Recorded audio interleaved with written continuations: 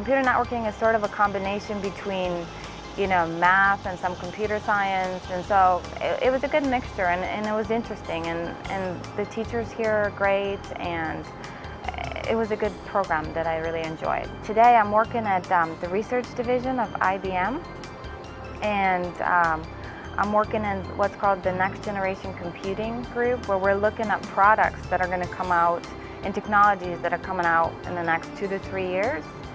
And they all have to do with networking, and so my knowledge that I gain here is very applicable. For computer scientists, for real computer science, you always find problems interesting. And today, one of the main fields that kind of is going on in computer science is what's called cloud computing. We're going to more centralized way of doing computing today.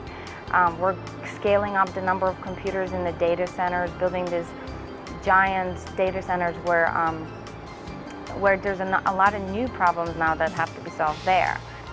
And today, what I'm able to do is actually do my job from my own house, from my own office, and it's great. It saves a lot of time. I do have an office in the Research Triangle Park, which I do go to when I have meetings or such, but the comfort, and especially now that I have a family, that saves 2 hours out of my day. I don't have to go through traffic. I don't have to, and the thing is, sometimes going to the office does not add anything to my day because most of the people I work with are not in this office.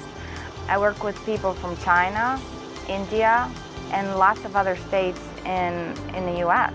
I love this area. I love the fact, we're talking about NC State, but there's other universities nearby, and that's actually a plus because there's so much going on in this area. There's cultural things.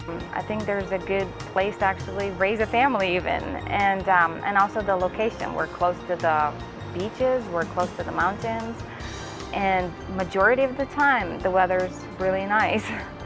So I do love Raleigh, North Carolina, and this whole area, and I doubt I'm ever gonna move anywhere else.